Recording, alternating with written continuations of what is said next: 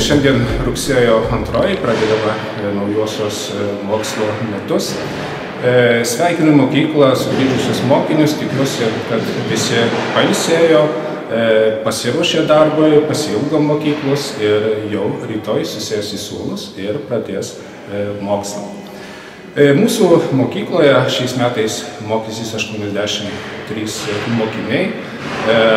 Į pirmąją klasę atėjo mokytis 12 mokinių, 3 iš Seinų Žibaro mokyklos, 1 iš Vidugirių pagrindinės ir likusiai iš Punsko Dariaus ir Girėno pagrindinės mokyklos.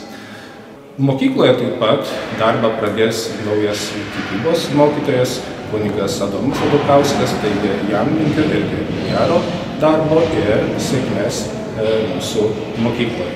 Šiais mokslo metais dirba 16 mokytojų, į darbą sugrįžo istorijos mokytoja Danguolė Puseitė, o visi kiti jau mūsų licėjaus senbuviai. Taigi visiems mokytojams, mokiniams ir visų bendruomeniai linkiu sėkmingų, gerų naujųjų mokslo metų.